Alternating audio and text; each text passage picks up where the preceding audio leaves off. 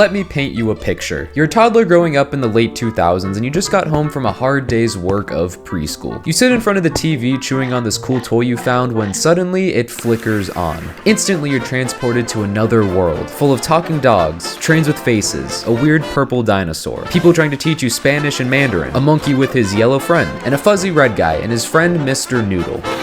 Now imagine it's 2025. You just got home from preschool and your mom sits you in front of your iPad and this starts playing.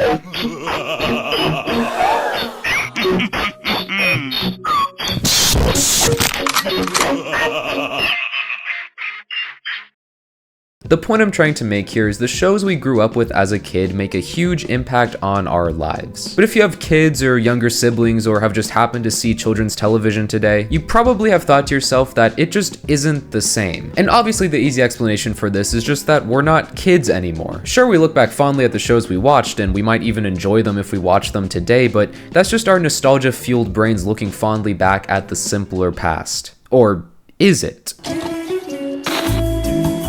Because as it turns out, there's actually real scientific proof that children's television has been getting worse. And it's not that the creators aren't putting any effort into the shows. In fact, I'd say more effort than ever is being put into children's television. But the problem is, as weird as it may sound, that the intentions behind children's television is becoming increasingly more corrupt. To the point that these shows are no longer about creating a good experience for the children, but rather exploiting their attention spans to make as much money as possible. But in order to truly understand what is going on here, we first need to travel back in time to the very beginning of children's TV.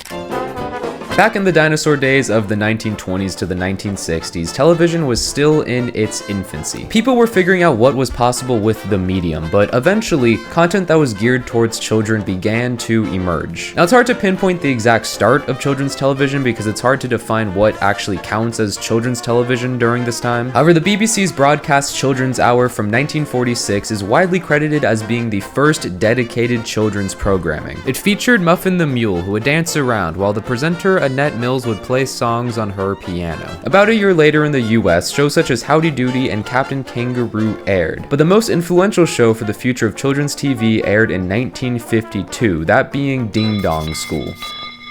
Incredible name. Although it might not look like much, Ding Dong School was the first attempt at creating educational content for children. The host, Francis Horwich, would sit in front of a camera and teach the audience about different topics, such as crossing the road or how to do an infinite diamond glitch in Minecraft. Now, I doubt many of you have heard of Ding Dong School, but I'm sure absolutely everyone has heard of Sesame Street. And Sesame Street is where educational programming really took off. The show was groundbreaking for multiple reasons, but it was the first educational children's show to become as popular as it did. And of course, that led to many studios trying to replicate the same success. That, along with the 1990 Children's Television Act, which required all American stations to broadcast at least 3 hours of educational children's content per week, led to the renaissance of educational children's shows. And this is from where a lot of the shows everyone is familiar with came from. But the reason I bring this all up is because it's important to understand that in a broadcast television setting, essentially all children's television has to be educational. That doesn't mean it has to be like 2 + 2 = 4, although some shows do tackle that, but rather you could learn problem-solving skills from Blue's Clues, or Spanish from Dora, or even teamwork from Wonder Pets. It's the reason so many of the kids shows we remember have such an impact on us. They weren't just created to be entertainment. The show was meant to give something to the audience. And you can really tell when you watch most of these shows that the creators really did care about what they were making and delivering their message to an audience. But if that's the case, then how did we get from shows like this to what we have now? Well, spoiler alert, who could have guessed? A lot of it comes down to money. And to show you what I'm talking about, I want to discuss one of the most popular kids shows of all time,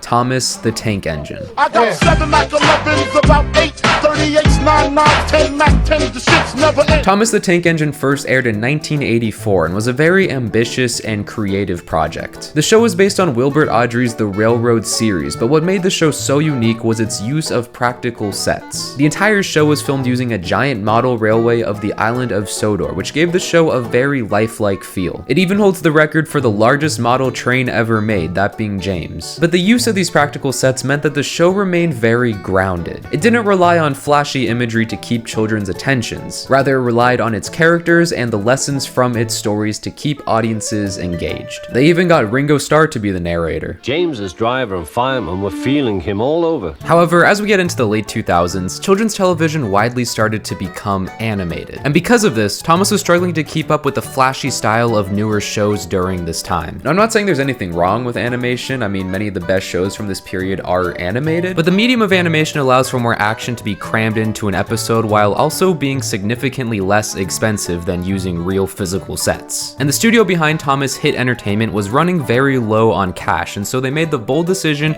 to ditch the model railways and switch to animation. So they handed the project over to Nitrogen Studios, and to the surprise of many, the transition was actually handled very well. I prefer the physical sets of older Thomas, but they still stayed very faithful to the original show. It felt as though they were using animation as means of improving upon and getting more creative with the original concept of the show rather than just going off the rails. Train. But eventually Thomas was sold to Mattel and the show was now in their hands. Initially the show stayed largely the same, but Mattel is a toy company and so of course they want to sell toys. And Thomas is obviously a very lucrative merchandising opportunity. And of course Mattel wanted to capitalize on this, so what did they do? They ruined Thomas. The show was significantly sped up to be cool and flashy to kids, and new characters were introduced left and right to increase merchandising potential. There's also a noticeable decline in the assets they're using as their entire purpose switched from making a good show to making good money. And if you take a look at the original CGI Thomas compared to this new version, you'll notice that this newer version is much more colorful. It's almost grating to the eyes. It's almost as if Thomas was less about telling stories about anthropomorphic trains and more about showing kids flashy imagery so they would beg their parents to buy them Thomas toys. Now I'm not blaming the animators of the show, I'm sure they did the best with what they were given, but here we can see just what happens when the purpose of a show shifts from being a good, enriching show for children to being a property that is simply used to push toy sales. But the key takeaway here is the newfound goal of the show. No longer is the purpose of Thomas to deliver educational stories, it's honestly hardly even about trains anymore. Thomas's purpose is now to capture as many kids' attention as possible for as long as possible and to keep them coming back, all in an effort to make more money. And this really ties into the core issue of today's children's television. I'm sure most people are aware of the effects the internet has had on media. Because you now have access to everything anytime and anywhere, there is now a huge amount of competition for people's attention. Why would somebody watch your dull, boring show when there's a much more flashy and colorful show they can watch? And the same thing is happening to children's television. When you think about it, who is children's television competing with today? Is it other broadcast children's television shows? No, it's the internet. Why would you sit your child in front of a broadcast TV which has advertisements and you have to flip through channels when you could just sit them in front of an iPad and keep them entertained for hours? And this new ease of keeping children entertained that technology has introduced has forced broadcast television to compete. And this newfound competition has led companies to devote their entire purpose to keeping toddlers' attention no matter the cost. And there's no better example of this than Cocomelon! Now, when I first started making this video, I was expecting to just lightheartedly joke about how Cocomelon is so low effort and just looks god-awful. But the more I looked into it, Cocomelon is the most strategically created and honestly just fucked up show I have ever seen. And if you're wondering what I'm talking about, just take a look at this. The signals on the bus go blink, blink, blink. Blink, blink, blink. Blink, blink. Absolutely terrifying stuff. No, but seriously, on the surface, this just looks like some cheap, obnoxious kids show that kids will watch because kids will watch anything. But children seem to like it. Like, really like it. So much to the point that when they watch it, they are completely unreachable. Nog om bijvoorbeeld met hun kind te praten. Wie is dit? Hey.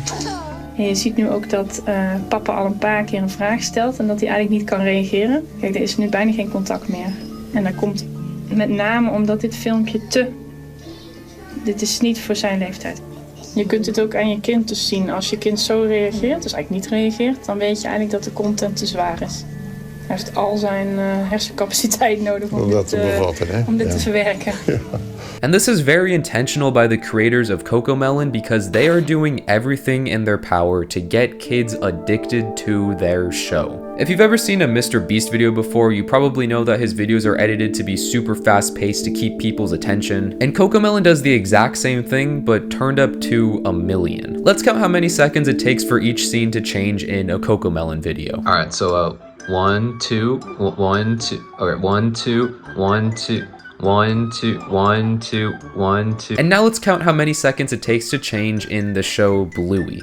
1, 2, 3, 4, 5, 6, 7, 8, 9, 10, 11, 12, 13, 14, 15, 16. It's insane. And not only are they constantly changing scenes, but they're cramming as much movement as they possibly can into every scene to make sure you just cannot look away. Look at the Wheels on the Bus video, for example. The bus does not stop bouncing the entire time. It's almost nauseating to look at, but they just can't risk a single second of dead space because that's a second that a child could get distracted and stop watching their show. And if we compare it again to Bluey, look at the color difference in these shows. Bluey is very soothing to the eyes. They use a lot of baby blues, pastel oranges, and mint greens, which are easy to look at and meant to be calming for children watching. Now look at Cocomelon, where the yellow they use on the bus is the same yellow they use on traffic warning signs. When you take all of this into consideration, it becomes very clear that the sole purpose of Cocomelon is squeezing as much money as they possibly can out of these kids and trying to addict them to their show. And it absolutely cannot be healthy for the children. But if you thought it ends there, it gets even worse. As it turns out, Cocomelon is not the only show like this. The company behind it is called Moonbug, and they're responsible for all the shows seen here, plus a few more that I probably couldn't even find. And Moonbug has some of the most questionable practices I have ever heard. Sitting on a sofa in a glass-walled room, a 2-year-old in a blue t-shirt is riveted by an episode of Cocomelon, an animated cartoon series full of vivid colors. 3 adults stand outside a closed door, watching the toddler watch the television. One studies a computer screen that shows a live feed from a camera pointed at the tyke. Once a month, children are brought here, one at a time, and shown a handful of episodes to figure out exactly which parts of the show are engaging and which are tuned out. For anyone older than 2 years old, the team deploys a whimsically named tool, the Distractatron. It's a small TV screen placed a few feet from the larger one that plays a continuous loop of banal, real-world scenes. A guy pouring a cup of coffee, someone getting a haircut, each lasting about 20 seconds. Whenever a youngster looks away from the Moonbug show to glimpse the Distractatron, a note is jotted down.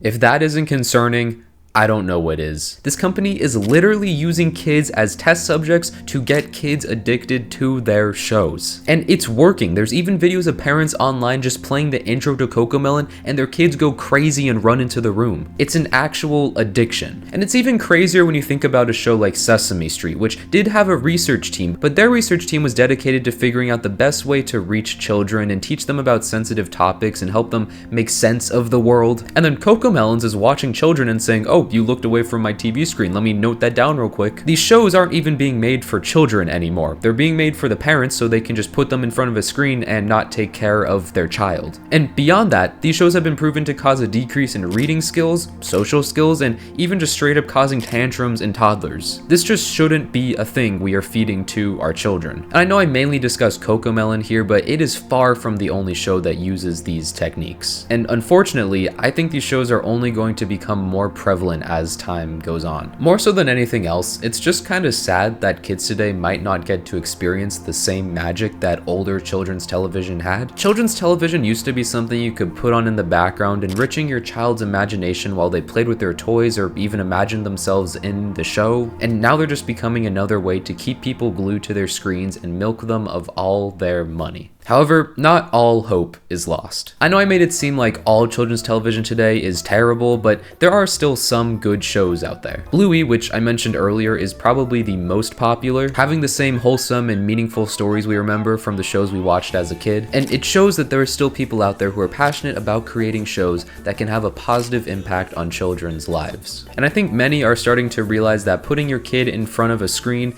is not the solution to raising your child. There's been a wave of parents saying saying they got their children off of Cocomelon, and time again, they report back with their children having improved reading skills, better social skills, and just all around being happier. And really, I just hope that kids today are able to experience the same magic that we did from children's shows of the past. And although there's a lot of bad out there, I think a lot of people are starting to recognize it and are actively supporting the good. But you know what? Complaining isn't gonna help.